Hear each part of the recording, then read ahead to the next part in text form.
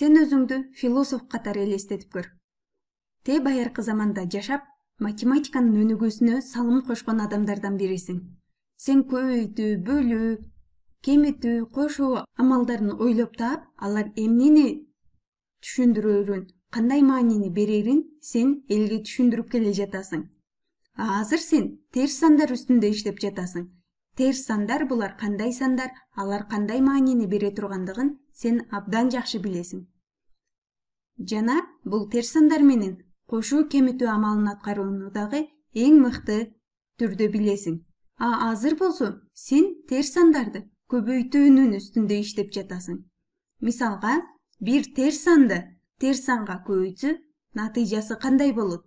Же болбосо бир оң санды бир терс санга көбөйтсө, мааниси кандай болуп өзгөрө тургандыгын сен изилдеп жатасың.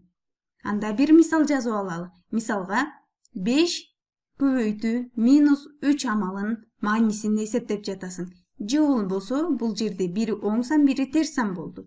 Минус 2 көбөйтүү минус 6 амалын. Бул жерде берилген сандардын кандай боло тургандыгын сен эсептеп, далилдеп, көрсөтүп берүүң керек. Терс сандарды көбөйтүү сен жаңы нерсени жоктон жаңы нерсени жаратып жатасың. Анда бул жерде дагы жок нерседен жаңы бир эреже таап, аны көрсөтүп берүүң керек. Анда сен жок нерседен жаңы бир эреже пайда кылууң үчүн бул жердеги сандарды колдонуп, мындай амал жазып алдың. 5 көбөйтүү 3 кошуу минус 3.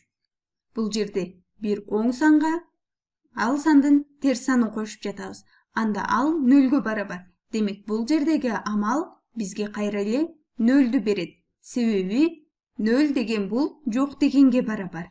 5 көбөйтүү 3 кошуу минус 3 ал нөлгө барабар. Демек, 5ти көбөйтүүбүз керек нөлгө. 5ти нөлгө көбөйтсө, ал нөлгө барабар.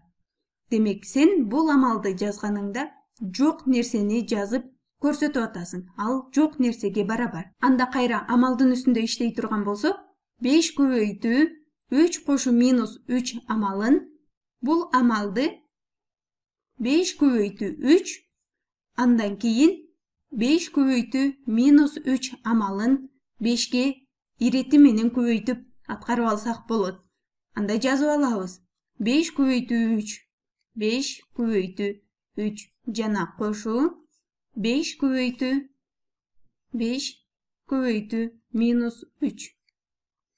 Бул жерде эки амалды же болбосо 3тү жана минус 3тү 5ке көбөйтүү түрүндө жазып алдык. Жана бул амалдын мааниси кайра эле бизге 0 санын берет. Себеби бул жерде биз нөлгө барабар экендигин далилдеп көрсөттүк. Анда 5 көбөйтүү 3 амалын аткарабыз. Бул жерде натуралдык сандар.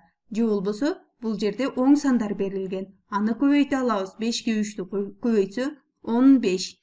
Жана ага кошуу керек 5 көбөйтүү минус 3 амалын.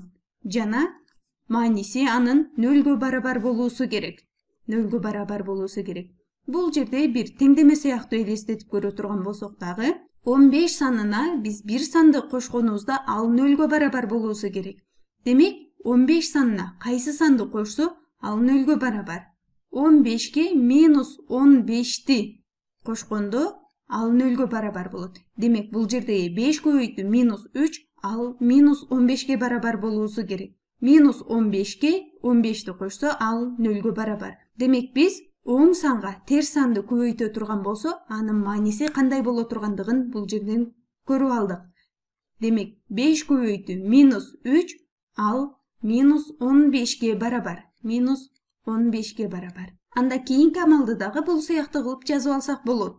Анда бул жердеги минус 2 жана минус 6 сандарын сөзсүз түрдө колдонуу керек. Минус 2 көбөйтүү 6 кошуу минус 6. Жана бул амалдын мааниси нөлгө барабар болуусу керек. Карап көрөбүз. 6га минус 6-ны кошсо 0, аны минус 2ге көбөйтсө, ал дагы нөлгө барабар. Демек, бул жерде жазып көрсөткөн амал дагы нөлгө барабар. Анда бул жерде дагы ошол эле алгач минус 2-ни 6-га көбөйтүп, андан кийин минус 2-ни минус 6-га көбөйтүп алуу керек. Алгач минус 2-ни 6-га көбөйтөбүз. Минус 2 көбөйтүү 6. Кошу минус 2 көбөйтүү минус 6. Ал барабар 0-гө.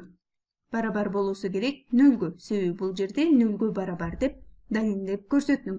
Бул жерде минус 2 көбөйтүү 6, ал минус 12-ге барабар. Себеби сен жогорку жакта дагы бир оң жана терс сандын мааниси минус 15-ге барабар экендигин көрсөттүм. Демек бул жердеги сандын мааниси дагы минус 12-ге барабар. Жана ал санга кошуу керек минус 2 көбөйтүү минус 6. Бул амалдын мааниси 0-гө барабар. Минус 12-ге кайсы санды кошкондо ал 0-гө барабар болот. Минус 12-ге 12-ни кошкондо ал 0-гө барабар болот. Демек бул жердеги минус 2 көбөйтүү минус 6 ал 12-ге барабар.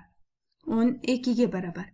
Жана бул жерде берилген сандардын минус 12-ге 12-ни кошкондо ал 0-гө барабар боло тургандыгын далилдеп көрсөттүм. Анда сен дагы бир жаңы эреже көрсөттүң. Минус 2 көбөйтүү минус 6 ал 12-ге барабар. Же болбосо терс санды терс санга көбөйткөндө алардын мааниси оң сан боло тургандыгын сен далилдеп көрсөтүп бердиң.